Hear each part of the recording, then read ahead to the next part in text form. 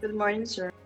Yes, kahapon nating napag-usapan na yung mga, three stages of massage. We have the pre-massage, massage proper, and the post-massage. And then we also discussed about the various paraphernalias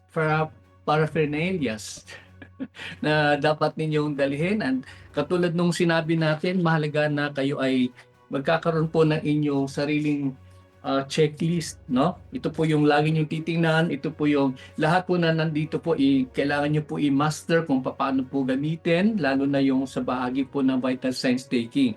Now for today, ang ating gagawin ngayon ay himay-himayin natin yung 5 basic stroke manipulations. Ayan. So these are the effleurage, petrissage, friction, taputment, and vibration. And then pag-aralan din natin yung yung kanyang rationale, and then we'll discuss its variation, subvariation, and then of course yung description, no, para talagang maunawaan ninyo na maigi. At the same time, ito'y maging bahagi ng inyong presentation ng 5 basic stroke manipulations. Okay. So, pag sinabi nating variation, by the way, ito yung ito yung hanay ng balay man na ni Prindaro. gawain Balay na, na tubig na kailangan nating i-perform. Ito yung kumbaga ito yung pinaka-sub ng isang stroke, and then ano naman yung of course the variation pala, and then the subvariation. Naintindihan nyo ba yun? Nakakalito ba?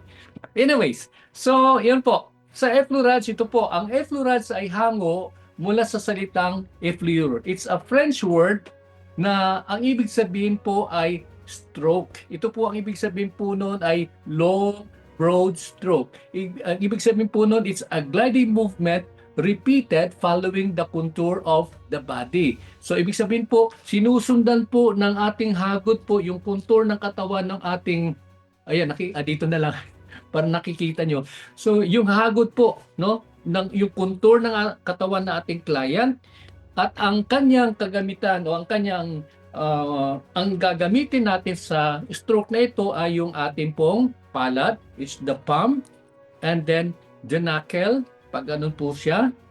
And then of course the fingertips, gamit po yung finger pads ng natin, and then yung ating forearm, no? So pag ganun po siya. In this case pag ganun, no, gamit po ang forearm. Kaya lang po kapag lalo na sa forearm yung ating gagamitin ng ating pong effleurage, mahalaga na meron po tayong sapat na lubrication. Okay? So tulad ng ginagawa po natin, huwag nating kalimutan, gumamit po tayo ng alcohol, and then after that, after the use of the alcohol, then we do the lubrication. Pero before anything else, gusto ko uling din pong ipaalaala sa lahat na baka kasi minsan makakalimutan po natin na dahil sa excited na tayo sa 5 basic stroke manipulations, nakakaligtaan natin yung ating warm up. Ayan. So paano po yung ating warm up?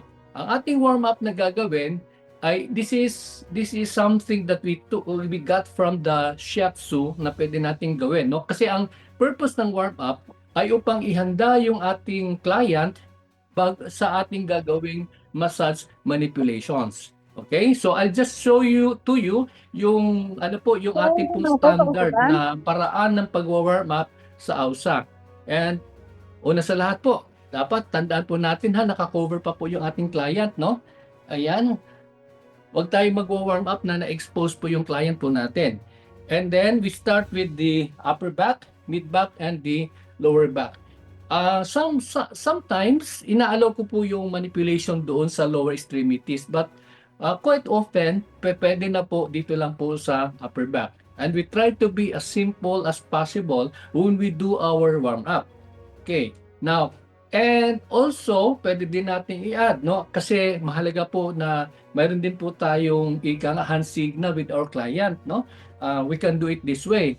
Tapikin natin yung balikat ng ating client at sabihin natin pag nakuha ng attention, "Sir, ma'am, kapag ang aking pressure po ay masakit po, paki-close open lang po. kapag ang aking presyo naman po ay, I'm sorry, baligtad. Kapag masakit, paki-cleanse yung inyong kamay, ganito po. And then pagkakulang po yung pressure, close open. Or pag okay naman po, thumbs up sign. Ayan. And then you may tell your client, Ma'am, pwede na po ba tayong magsimula? Sir, pwede na po tayong magsimula. Ayan. Okay, ulitin natin ha. Kapag masakit yung pressure natin, ang signal ng client ho natin ay nakaganon yung kamay niya. Kapag kakulang yung pressure and gusto niya medyo heavy yung application ng pressure, close open. And then kapag okay naman at pwede na magsimula, you do the sign like this, thumbs up sign. Yan. So, papakita ko lang po sa inyo ang sample po ng ating warm up. Ano po? Ganun po siya. No? Dito po natin hawakan. Close fingers, wag po yung buhaghag. And then, coming from here, ipipress natin pababa. We do a count of 3 to 5 seconds. 1, 2, 3, 4, 5. Then next, 1, 2, 3, 4, 5. And then dito po sa may sa lumbar area, 1, 2, 3, 4, 5. Okay, next would be, meron po tayong alternate na movement, no? Yung nasa taas, pababa. So, 1, 2, 3, 1, salitan yung pressure dito. 1, 2, 3, 2, salitan yung pressure dito. And then, 1, 2, 3, 4, 5. Ayan. Hindi nyo na kung makita. Okay, lipat sa kaliwa, sa taas. Okay, pressure po sa kaliwa. 1, 2, 3, 1. Down. 1, 2, 3, 2. Down. 1, 2, 3, 4, 5. Steady. Release. Okay? And then for the last time, mula sa taas, bababa. 1, 2, 3, 1. 1, 2, 3, 2. 1, 2, 3, 4, 5. Steady. Release. Ayun po. Yun lang po yung ating pong procedure na simple lang po, ngunit ito po napakahalaga sapagkat ito po yung paghahanda natin ng ating katawan nating client sa ating gagawing manipulation in a short while. Okay, so ulitin po natin, cover natin yung client, we do the manipulation from here down to the lumbar area and then alternate pressing, no? So mula doon sa kaliwa, sa kanan, kaliwa, kanan hanggang pababa. Gandun din naman sa kabilang side, kaliwa, kanan, pababa. And then, ayun, panghuli is yung sabay-sabay na pressure natin from the shoulder area down to the lumbar area. So, ayun po. Once we're done with that, diretso na po tayo sa ating 5 basic stroke manipulation. At ang ating pong paghila po, wag nating hawakan po dito pag ganon. Kung hindi dito po natin hawakan sa kalagitnaan, hilain po natin yung towel, pababa. Yan. And then, na-expose. And then, i-insert po natin yung edge ng towel, yung po insert natin sa undergarment ng ating client. Ayan. Okay, like what you said, kailangan maganda pong tingnan, no? Even the way we use our towel, kailangan maayos po siyang tingnan, maganda po siyang tingnan. Okay, there you go. Balikan po natin yung ating effleurage.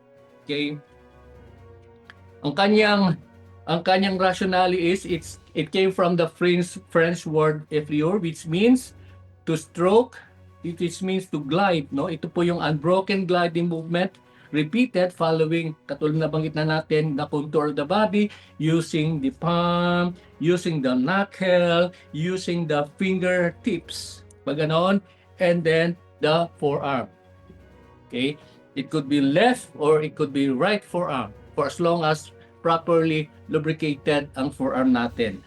Okay, and ang kanyang unang variation is one-handed. Pag sinabing one-handed, isang kamay ang kumikilos. So in this case, we gamit ang isang kamay at ang kanyang paunahing sa variation ay yung tinatawag natin na raking.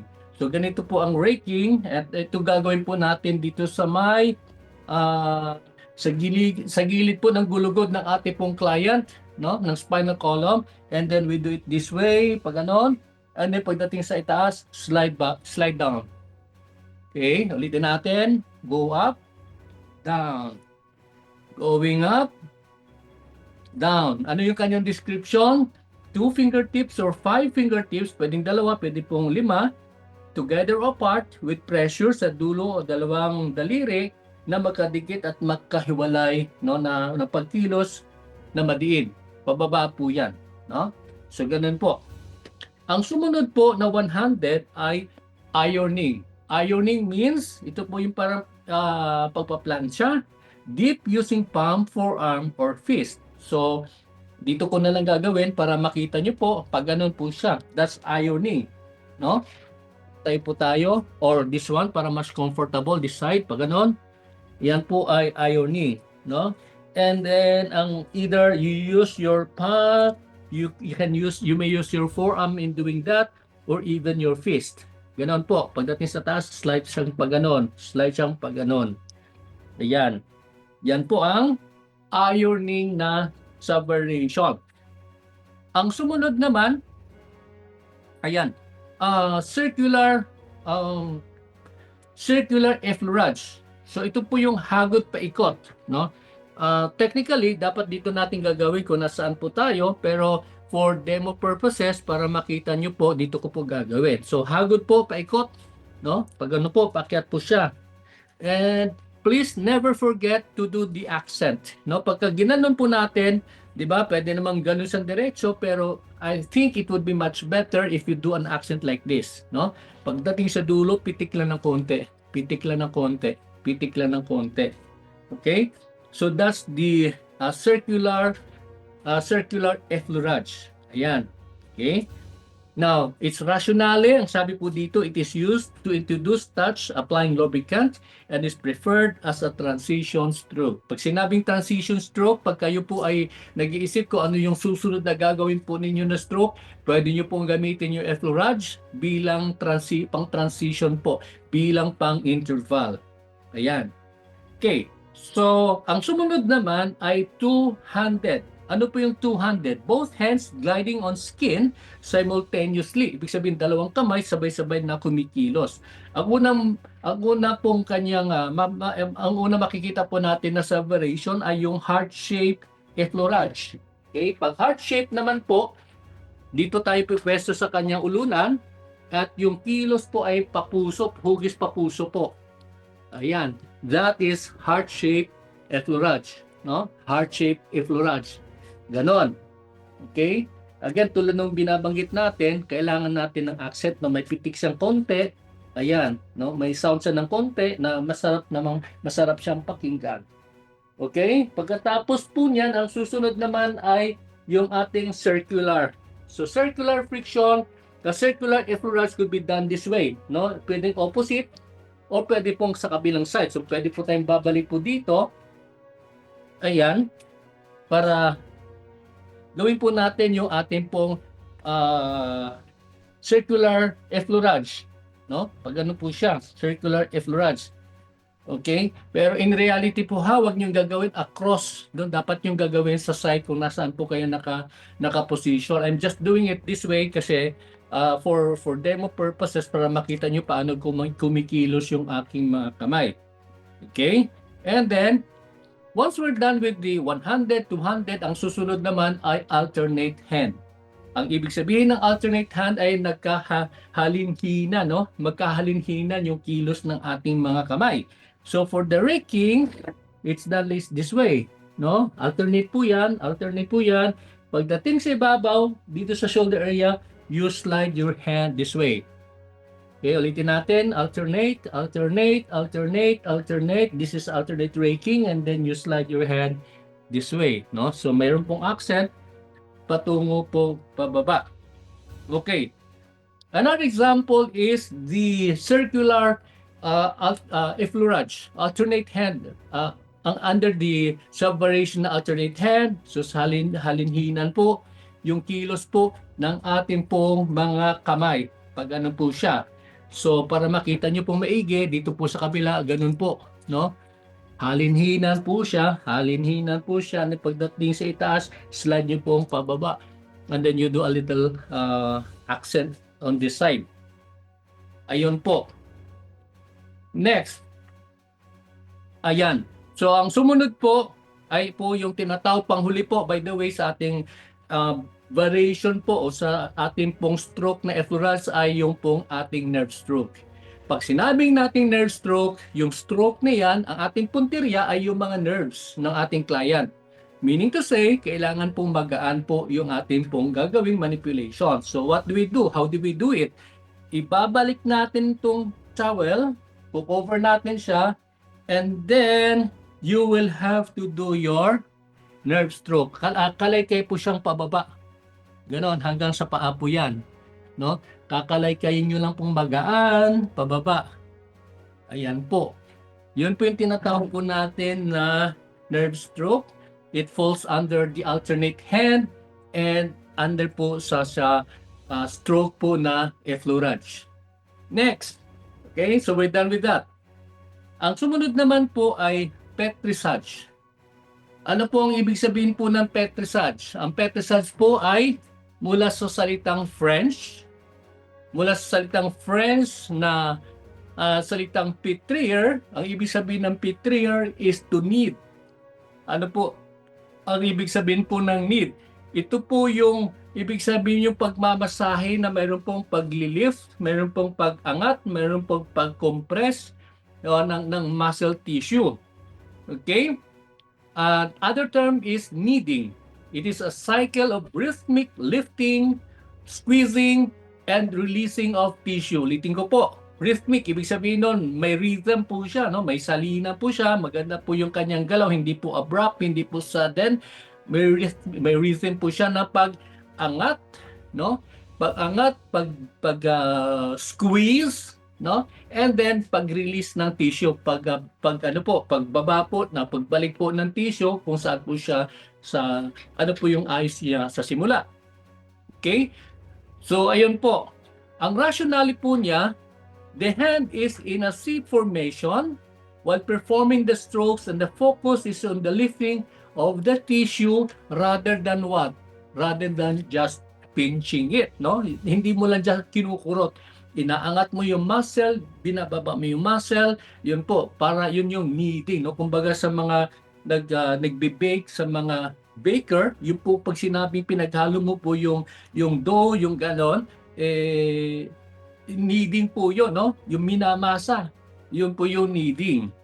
Okay, now let's go into the variation. The first variation, just like the Petrissage, mayroon po tayong one-handed variation.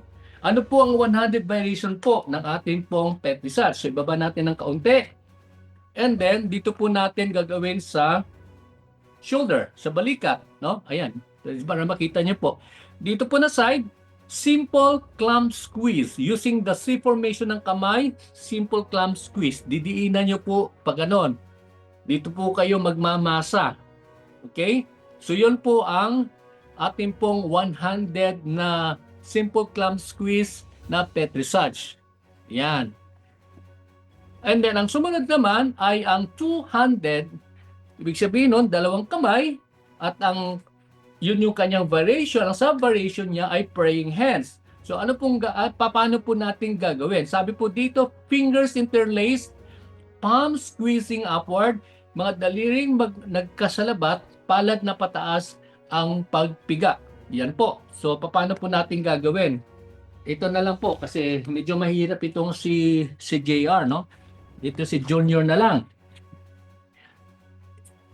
Pag sinabing interlace, nakagano po yung ating daliri, no? So, ano po natin sa extremities, gagano po natin gamit po yung thenar ng ating na ating kamay. Yun po ang ating pang squeeze, no? Pang-squeeze po natin ng muscles, no? You could do it at the lower extremities, pwede mo din gawin sa upper extremities, this side, using the praying hand technique. Pag ganun po yan. Pero po, ang dominant po na part, ito po yung bahagi po ng ating pong mga kamay. Okay. Ang sumunod naman po ay na under po sa variation na two-handed ay yung tinatawag po natin na ocean waves. Okay. Ano po ang ocean wave? Ito po ang movement ay tila yung minimimic, ginagaya po ang alon ng dagat. No? Glidings in opposite directions with compression. Ibig sabihin noon, pag ano, no?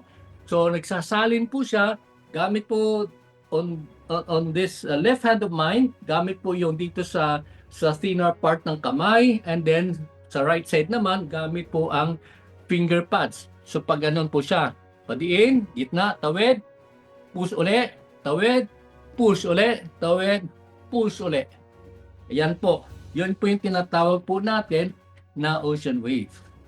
Okay. So, ang sumunod naman ay alternate hand. Okay, under pa rin po siya sa 200 na variation. Alternate hand, ito po yung minsan ang tawag po dito ay sabi po ng iba, sun and moon. Sabi naman po ng iba, ito ay parang Pac-Man, no? Nagsasalitan po ng kamay. Grasp and release alternately. Ibig sabihin po noon, pipigay mo siya, bibitaw mo siya, pipigay mo siya, bibitaw mo siya, pipigay mo siya, bibitaw mo siya. Alternate po, yung pagkilos na yan, no? And then you could cross the area and then do it on where you are. Pag ganun din po yung gagawin po natin, no? This is what we call as the alternate hand, open close C, open C formation. And yun nga, tulad sinabi natin, minsan ang katawagan ng iba ay ito po yung ika nga, yung sun and moon, ito yung Pac-Man, yung kasi nagpapalitan po siya, no? And by the way, when you do your performance, never ever forget to always consider doing your proper body mechanics, no? Pag sinabing proper body mechanics, gumagalaw po ang buong katawan po natin. Gumagalaw po yung ating pong mga bewang. Why? Because we need to protect our back as well, no? Huwag kayong mag-perform na nakatayong ganda, yun lang, yung kamay lang kumikilos. Ang tawag nga minsan dyan, parang tuod, no? Nakatayo ka lang, tapos gumagalaw, kamay lang gumagalaw. It has to be simultaneous po na synchronized body movement, no, para yun po maproteksyonan po natin ating likuran. At the same time, in front of you assessor, ito po ay aesthetically beautiful to look at. So maganda kang tingnan, no, kasi yun nga, yung parang ini-enjoy mo yung iyong ginagawa, no. So kahit anong kaba mo, yun lang, kailangan mong gamitan po ng proper body mechanics. Ayan. So there you are, you're done with the alternate hand, you open and close C. Now the next sub-variation is pulling. Ano po yung pulling? It's a palm or thumb pressure separating while moving upward. So, pag sinabing pulling, gamitin na uli natin tong isang mamang ito. Yan. Yung pag binaba mo siya, no? Unlike sa praying hand, yung prayer hand, ini-squeeze natin. Pag ganon. Yan, ini-squeeze natin. Sa pulling naman, yung thinner pa rin, pinupush natin pababa. Yung lower extremities, no? Ang hirap nung, yan. Igaganon po natin, i-push natin and then taas, push, taas, push. Push down hanggang dito sa thinner and then taas, no? Ganun po. Yan po ang tinatawag na pulling. Saan po siya gagawin? Pwedeng gamitin sa lower extremity, pwede din po siyang gamitin sa upper extremity. That's pulling. Okay, ang sumunod naman ay skin rolling. Ano po ang skin rolling? Ang skin rolling po ay sabi nga po dito is the lifting of skin and superficial fascia, no downward force is involved. Ibig sabihin po noon, inaangat po siya, kumikilos po yung ating pong hinlalaki at yung ating mga daliri, no? Kumikilos, inaangat po at para siyang naglalakad, no? Paakyat. Okay? Para siyang Miles, yung kinakain na seafoods na mayroong talangka, Talangka. Ano yung malaking talangka? Tulongko, yung ganon. Ayan. Ginugoogle na ng aking assistant ni Miles. Anyway, pero po may mga issue po kasi dyan. Kasi sabi po ng talangka, sir, hindi po forward. Ang talangka po, ang movement niya po ay sidewise. Kaya minsan may nag-argue, sir, huwag mong gamitin yung term na talangka. Pero yung movement po niya parang gano'n. Parang talangka nga siya naglalakad. Kaya lang po ang talangka, patagilid yung kanyang movement. Okay. Ayan po. So, skin rolling is done this way. Tulad na sinabi natin, pagdating sa taas, you slide your hand downward. Ayan, ulitin natin. Paakyat, slide your hand downward, gently, and then pagdating sa dulo, mayroon kayong gagawin. What's this? Accent. Yan. Okay? So, yan po ang skin rolling. Yan. You're done with the Petrissage. The next stroke that I'm going to perform is yung tinatawag nating friction. Friction po ang from the French word precare. Yan. From the French word or Latin word, I'm sorry, kasi kanina puro na mga French. Ito naman po ay Latin word at ang kanyang salitang ugat ay fricare or friction meaning to rub, no? This is another term of compressing of tissues in several directions, sliding downwards, palm, finger, knuckle, back and forth over skin or deeper tissue layers, usually dry or without oil. Okay, so yun po yung kanya pong pinaka-description. Ang kanya pong rationale, it is often used to areas with little or no blood and to areas that lack muscle bulk. Ibig sabihin po nun, yun po yung sa mga some areas po na wala masyadong dugo na kumikilos o wala pa masyadong dugo na dumadaloy at nagkakaroon po tayo ng rubbing sensation or rubbing motion.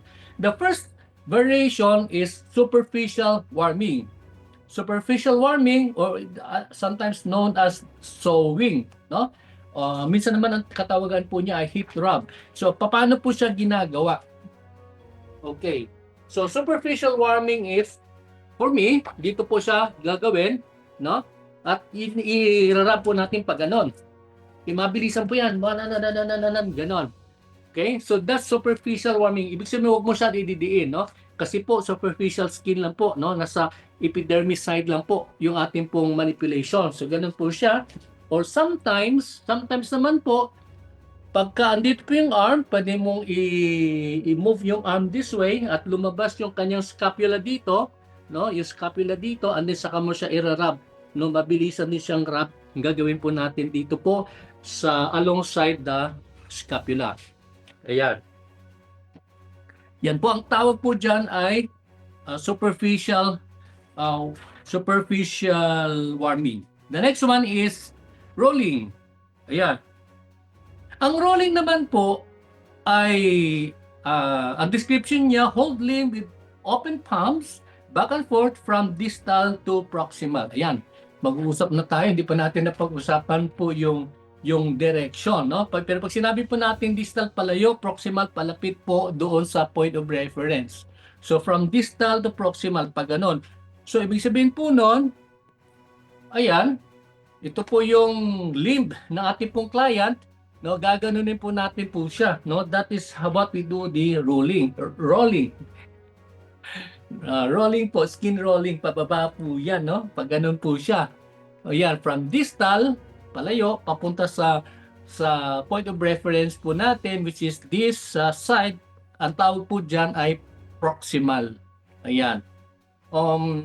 Sa ating pag-aaral po ng anatomy physiology, pag-usapan po natin yung mga ibang mga katawagan, lalo na when it comes to the direction. Okay, katulad na banggit natin kahapon, this one is inferior, this one is superior, this position is prone position, this one is supine position, yung mga ganon. So, ayun po, paunti-unti po natin pag-aaralan, no? So, there you are. Pag sinabing skin rolling, pag sinabi pong sa friction na rolling, pag ganon po siya, meaning to say, may rubbing movement po tayo. Yeah, doing it here, may rubbing movement po siya, pero wala pong muscle, wala pong manipulation po ng mga muscle. Wala pong lifting, wala pong squeezing, unlike po pag ginawa po natin under the Petrissage. Okay. Ang sumunod naman po under the rolling, under this variation, is yung tinatawag natin na ringing.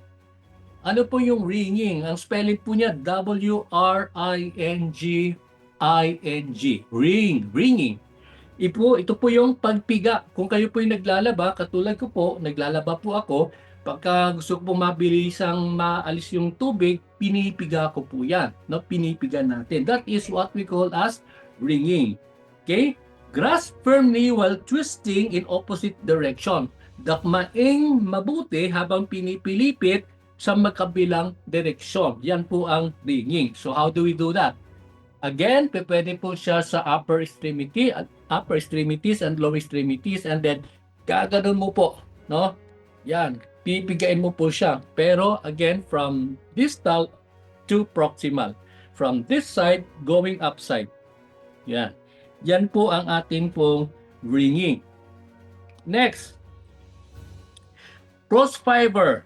Yan. Pag sinabi natin cross fiber, ang ating po mga finger pads ay nagko-cross po yung movement. Ano po yung kanyang tinatahak po? Yun pong kanyang hinihimay ay yung pong superficial layer po ng balat. No?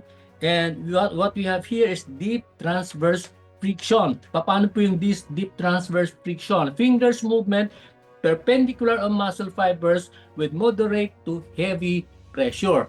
Ano po ang ibig sabihin po ng perpendicular? Katulad po sinabi natin kahapon, pagka ang direction po ng fibers, pag ganon, ang perpendicular ay pag ganon, no? Parang T formation, no? So pag ano po yung muscle tissue, yung muscle fibers, ganon po yung ating movement. Kaya po pag ginawa po natin itong ating pong tinawa po natin yung cross fiber, pag ganun po ang kilos ng ating kamay. Sasalinsinan po yan. Pag ganun, ha? Ayan, hindi po pwedeng ganun kasi kung ganyan muscle tissue, ang kanyang muscle fibers, hindi pwedeng ganun, no? Kundi, May pressure po yan. nasa perpendicular. Yes, ma'am? May pressure po. Wala po. Kasi po nandito po tayo sa friction. Tandaan po natin pag sinabing friction or fricare, yung po ay light lang po na na superficial movement lang po siya, no, rubbing sensation lang po sa balat ng client natin. The only time na tulad ng banggit natin kanina, pag petrissage, may muscle lifting and squeezing. So there you are, you could do it there. But when it comes to the friction, fricare, na sinasabi, kailangan po ay superficial, wala pong muscular manipulation. Ito po ay nandun lang po sa surface level at nagpuproduce po siya ng heat sa pamamagitan po ng pagrarab ng ating po mga finger pads. Ayan. So, okay na po yun. Nasagot ko yung tanong mo kanina, Ed. Sino ba to? Sir, thank you so much Ed? po. Okay. Thank you po. Yes. The next one is chucking. Okay. Ano pong chucking? This is another term or another form of deep transverse friction.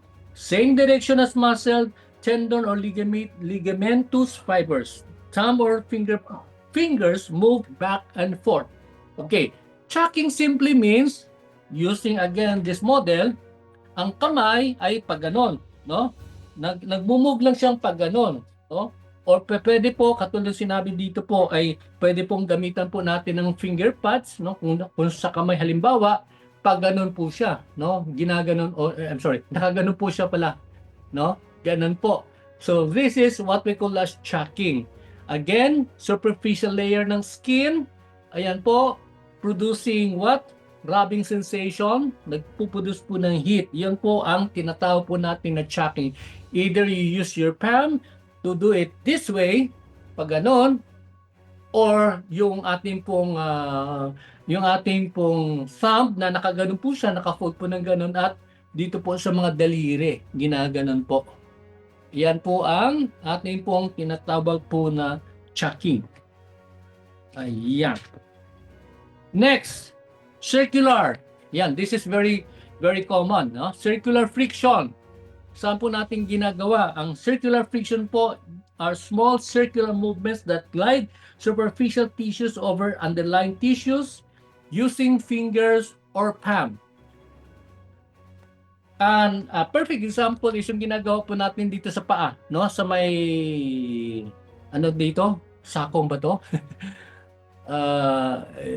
Ano ba sa Tagalog to? Dito sa beneath the ankle area. Yan, ganun po yung ginagawa po natin, no? Minsan po gamit po yung ating thumb, minamanipulate po natin, ginaganon po natin, paikot po siya, no? Or minsan naman po dalawang kamay, ganun po, ating pong hinlalaki at yung ating pong daliri, ginagano po natin. No? Yan po yung tinatawag po natin na circular friction. Sometimes, kung sa kamay naman po natin i-demo, pag ganun po siya, basta paikot po, pwede po natin yan. Yan po yung tinatawag po natin na circular friction. using the thumb, or pagka sa paa naman, pwede po yung ating pong palad, pwede po siyang ganon, paikot po siya na friction. But remember, katulad ng binabanggit po natin, pag friction po, it's always superficial po ang manipulation at hindi po siya ginagawa doon po sa wala pong lifting na muscle. Okay, so yun po yung panghuli natin. Ulitin natin po, under the friction, meron po tayong sumusunod. Number 1, meron po tayong superficial manipulation or superficial warming. Sumunod po, rolling. Yun po yung ganun po natin sa superficial layer po ng skin ng ating client. Meron po tayong ringing, yung pagpiga po ng parang piga ng ating labahan. Meron din po tinatawag po na cross fiber friction, pag ganun po siya. And then yung chucking po na sinasabi po natin or sa daliri po, pwede pong ganon. That's an example of chucking. And circular, paikot. Yan, may paikot na ganon. Yan, circular friction. So yan po ang kabuuan ng fricary o ng friction. The next one is yun po, taputment. Ayan, taputment. Ano po ang ibig sabihin po ng taputment? Taputment is sometimes called as percussion. Okay? Percussion. Taputment is from the French word taputer, which means to tap or drum on. No? So pagka meron pong drumming, meron pong tapping motion, tapping movement, or sometimes meron pong description po yan na repetitive staccato movement. Repetitive staccato, yung pabalik-balik po, pag ganun po siya. No? And what can we see here? Sabi po rito, it's either simultaneously, sabay, or alternately. Ayan po. So the tapping movement could be sabay-sabay or pwede pong salitan, no?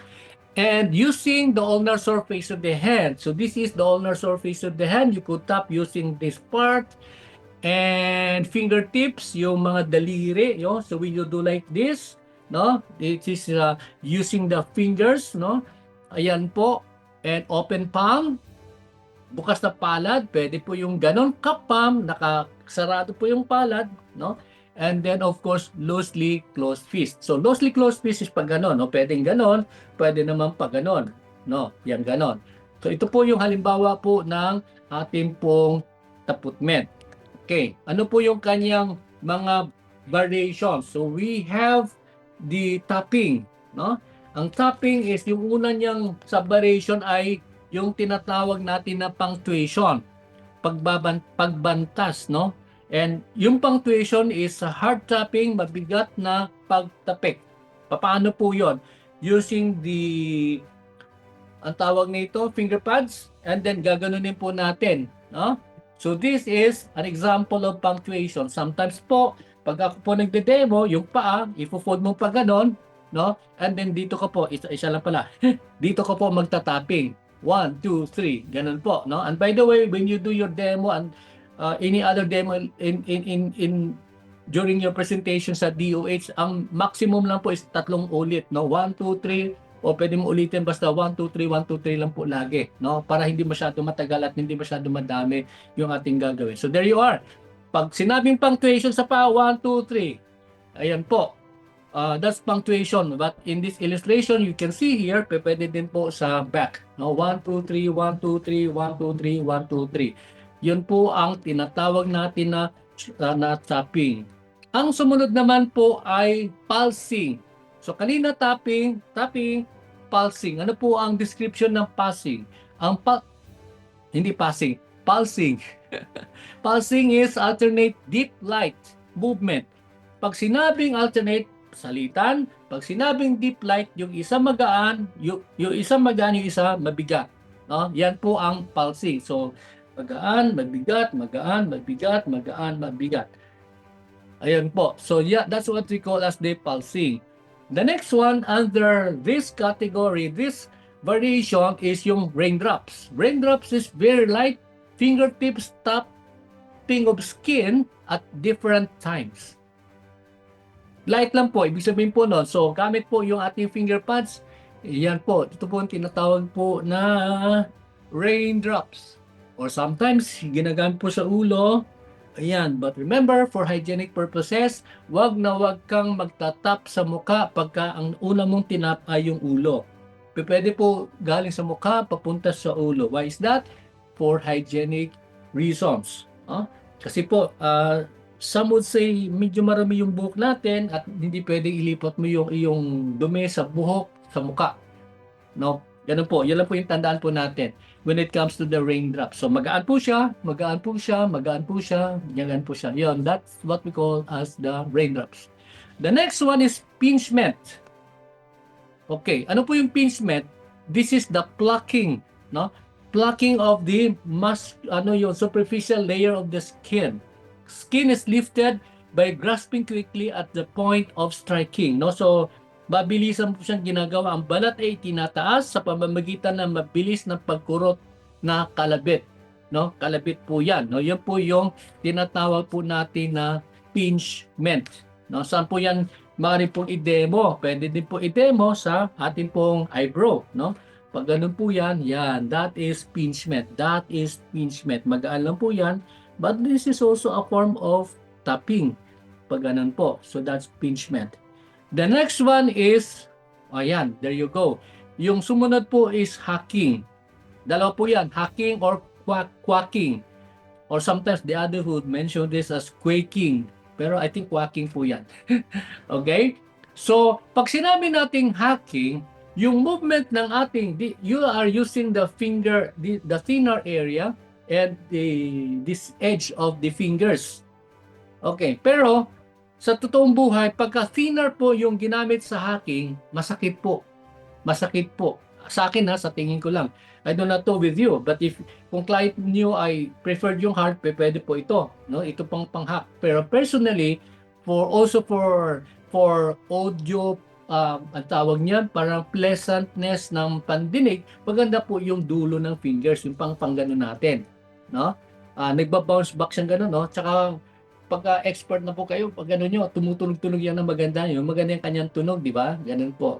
And by the way, remember po, under the new paradigm shift ng pagmamasahe, less po dapat ang ingay sa masahe. Tandaan po natin po yan Yung mga nakalipas na mga panahon, paingayan po yung masahe. The more maingay you do, the better you are, no? Sa perception po ng iba. Pero ngayon po, katulad po ng sinasabi ng mga health experts, ang mga tao po ay medyo na sila, no, medyo sophisticated na, no. They don't mind being noisy, di na nila kailangan ng noise. What they need is they want to be relaxed. Kaya medyo banay lang po yung ingay na atin pong gagawin ng ating pong mga tapping movements o ng hacking movements. Okay? So pag alternate, that's hacking. Pag magkasabay, that's quacking or quaking. Quacking, yan, quacking. Ganun po, Ayun po. So, ang tunog niya po, pak, ganun po. No? Iwasan niyo po dito, although some are saying na pwede dito, depende yan kung hard ang gusto ng client, but for me personally, mas okay yung fingertips yung gagamitin natin ng ating pong pang-hit. No? Either doing the hacking like this or doing the quacking like this. Pag ganun po siya. Pero magaan na po yan, huwag natin kalilimutan. Okay. So, you're done with that. Ang sumunod naman po ay yung tinatawag natin na cupping. Yan, malinaw po, nakakap yung kamay, ginagano po natin dito po. Itabi natin ng konti. Nagre-reklamo na yung aking dami. Pinagpatungan na ng gamit. So, nakakap yung kamay, pag ganun po siya. Yan, 1, 2, 3, 4, 5. 1, 2, 3, 1, 2, 3, 1, 2, 3. Okay? So, that's the cupping. Ang sumunod naman po ay pounding. Pag sinabi natin pound, ano po ang ibig sabihin po noon? Loose fist beating with moderate strength, no? So loose fist, maluwag po 'yan, nakaganon po 'yan, no? Ayan. Ayan po yung pinangkakatok po natin, no? Yung ating pong kamay. Sometimes the others are using it this way, but this way, no? Yan po yung pounding po na sinasabi po natin. The next one is clapping. Yung clapping po ay pagpapalakpak po, no? Clapping, pak. Normally sa gilid po ng torso ng ating client, no? Salitan po 'yan, no? Pag ganun po. And that's clapping. Okay. O sometimes the others would define this one as slapping, no? Pagsasampal, na sinasampal ng ganon, no? Clapping or slapping. Okay. Ang sumunod naman, which is equally important as well, yung tinatawag natin na diffused taputment. Diffuse na taputment. Pag sinabing diffuse, mayroon pong namamagitan. No? At saan po yung ginagawa itong ganitong klase ng subvariation? Ito po ginagawa sa tiyan. No? So yun yung demo, tatayo ka po. Kasi hindi mo pwedeng gawin sa client. Kasi yung client mo, kapag ka naka-prone position, awkward naman, patitihaya mo siya, saka mo siya gagawan sa kanyang belly, no? Sa kanyang stomach. So ang gawin na lang natin, i-demo nyo na lang, no? Ito po ang diffused na taputment. Do it like this, no? May 4 po na quadrants. Quadrant upper left, and then lower left, upper right, lower right. So 4 po yan, paikot po yung gagawin po natin na diffused na taputment po sa tiyan ng ating model. Ayan, so we're done with the taputment. Now we proceed to the last but not the least part ng ating 5 basic manipulation. At ito po yung vibration. Now, ano po yung pinakauna pong by the way, ang kanya pong rationale po pala, vibration is from the French word vibrationem. Tama ba yun? Vibrationem, meaning shaking, or other term for shaking. Rapid shaking, quivering, trembling, or rocking movements applied with fingertips, or with the full hand. No, gamit yung kamay po. Yan po. At the very least, pag sinabing vibration, meron po siyang shaking movement na mangyayari. Okay? The first vibration is the fine vibration. Paano po yung fine vibration? Ang fine vibration, fingertips trembling, the skin, fingers and wrist rigid, gliding along. Pag sinabi po natin fine, ang kanya pong movement, yung oscillating movement po niya, pino. No? Pino po yan. Kaya dito po natin gagawin. Halimbawa, no, we do it like this. 1, 2, 3, 4, 5. 1, 2, 3, 4, 5. Ganon. Okay? As a rule of thumb, wag na wag kayong mag-apply ng vibration along the spinal column. No? So hindi po pwede po dito. Hindi po pwede po dito sa spinal column. What I'm saying here is when you do your fine vibration, you do it here at the side, no? Beside the spinal column, never along or on top of the spinal column. Kuha niyo po 'yon. So dito po natin i-manipulate pag ganon. At tulad ng binanggit po natin kanina, gamit po yung ating finger pads, ay yung fingertips, ayun po, pag ganun po siya, no? Pag ganun po.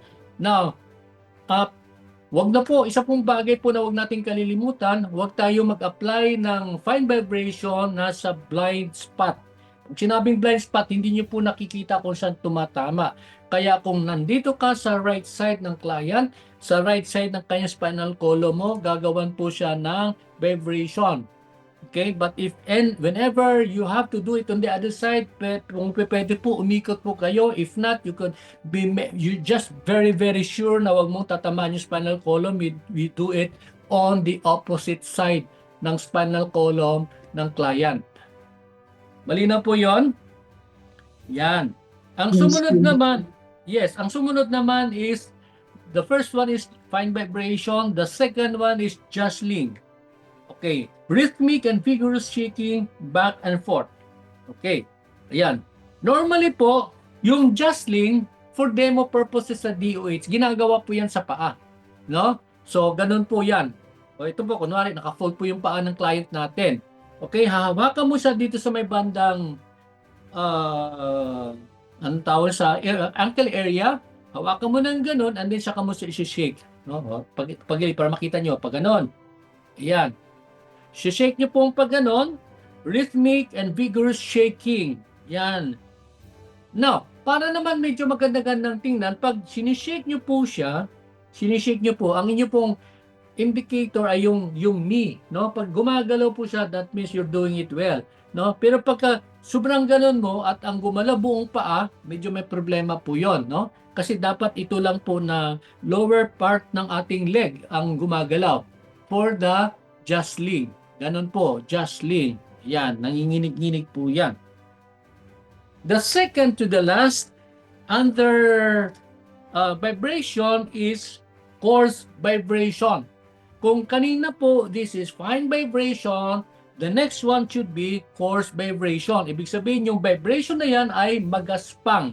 How do we do it? Sabi po dito, grasp at most proximal point and slide down distally. Again, this is proximal, this is distal, this is proximity, this is distality.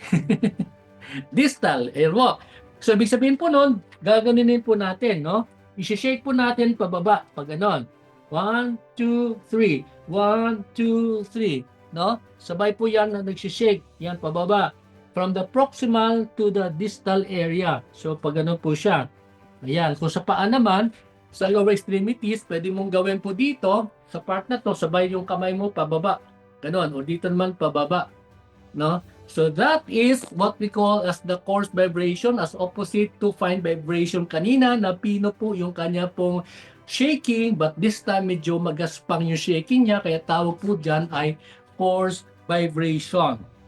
The last but not the least is the rocking vibration. Paano po yung rocking vibration? Yung rocking vibration po, ayan. Yung rocking vibration po ay inaalog po natin, no? Alog po natin, actually, pwede din po dito sa may hip area at gaganon lang po natin, no? Ganon po natin, no? Yan. Ganon po yung movement. Pag ganon po, that is what we call as the rocking vibration. Rocking, nira-rock mo siyang ganon. Ayan. Yan po ang rocking vibration. Question, pwede ba siyang gawin sa lower extremities? Pwede ba siyang gawin sa upper extremities? Well, for demo purposes, you don't have to do it. Ang pwede lang po sa tingin ko para maganda siyang panuorin, dito na lang po sa hip area. Yan, mula sa proximal to distal, pababa, pwede pong gawin po niyan. Pero tulad sinasabi natin, mga 1, 2, 3, 1, 2, 3, 1, 2, 3, that will do already. In the question so far, that ends our 5 basic stroke manipulation, and you could look at the videos presented by Roxanne and other students of ours in the past. Pwede nyo pong mapanood. Doon din po, pare-pareho po. But remember, there is no such thing as totally the same massage procedure. These are the concepts, these are the ideas, pero susundan nyo po. But sometimes there are times. May mga slight variation po yan. Depende na po kung how you execute things. Ayun po, importante lang po, nakukuha po natin. Pag sinabi po natin effleurage, it has something to do with long, broad strokes. Pag sinabi po natin na petrissage, it has something to do with the lifting, the squeezing of the muscle tissues. Pag sinabi po natin friction, meron po siyang rubbing sensation. Pag sinabi naman po nating taputment, meron pa siyang oscillating movement, alternate at probably sabay po, simultaneous. At pag sinabi naman po nating vibration, yan po ang characteristic po ng vibration po ay meron po siyang shaking movement. It could be fine vibration, it could be the coarse vibration, and it could be the rocking vibration, things like those. So far, yun po yung tandaan nyo po, lahat po naman ng binanggit ko ay nandito po sa manual. Hopefully, the books are coming in at papadala na namin sa inyo. Para sa inyo, wala pang kopya. And dito lang po ninyo susundan. Kaya po, wala na po kayo masyadong kaya lang po ang medyo konting diferensya lang po yung hawak ko po. Mayroon pong Tagalog translation, yung i-release ko po sa inyo na totally revised na manual po patungkol sa DOS licensure examination ay pure English, no?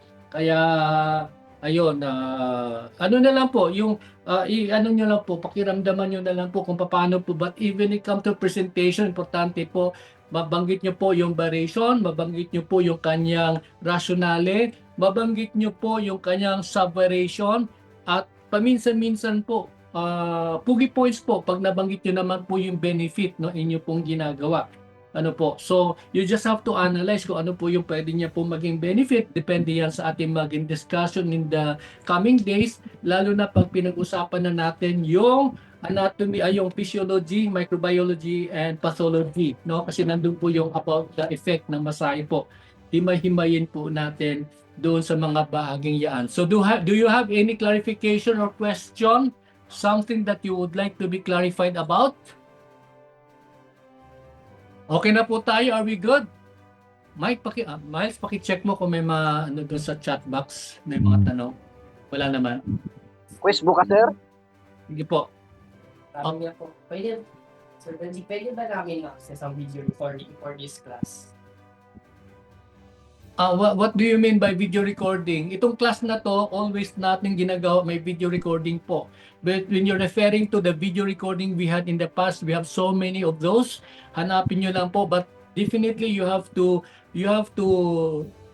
subscribe sa ating YouTube channel, and then para ma-update po kayo ng bago po nating mga ginagawang video, then you do your kailangan kayong i-click nyo po yung notification bell. But definitely po, as we've been telling you over and over again, every lesson we have, we upload that sa YouTube. Panoorin nyo po doon. There's so many of those, pwede nyo po matingnan. But if you have some doubts, you let me know. PM nyo po ako para masagot ko po kayo directly kapag meron pa po kayong ibang concern. Okay, I hope that satisfy you no, sa tanong regarding doon sa video. Next, Miles, ano pang may tanong dyan? May quiz bukas, sir. Ano yon? Wala nang tanong? Are we good? Mike, Daryl, may tanong ka? wala. Sir. Pwede sa Wala. pala bukas. Sir, Okay. may quiz ba bukas? Quiz. Tomorrow is Friday. Wag muna kasi simula pa lang natin. No? Tama, Wag sir. muna. Next week Tama, na, sir. next Friday na tayo mag-quiz. Ay, salamat Okay, pa. kasi- Tingnan nyo lang po yung mga video natin on this, kasi like what I've been saying, ano na po, no? Hindi ko pa na-announce, but officially, sabi ng DOH, ang submission ng requirements for exam is April 1 to 30. April 1 to 30, that means, kung April 1 to 30, definite po, sa tingin ko, ang exam ninyo sa June. Kasi nag-set na po ng deadline ng submission. Kaya, but we will discuss about that later on. No? But heads up ko lang kayo na merong official communication ng DOH. Ipopost ko rin po yan sa group chat natin that your submission of requirements, the deadline, or it should be done between the month of period of April 1 to April 30. Ayan. So, maaga pa naman, ano? Pero wag kayong mag-ano ha, kasi malinaw sinabi po ng DOH doon, any lacking of document will be rejected, will be disapproved. Kaya kailangan you make sure that all the documents are intact, wala pong problema pagdating sa mga documents. Do we have any question or clarification sa ating ginawa po for today? Ayan. Answer na. Pagkalilanan. Answer.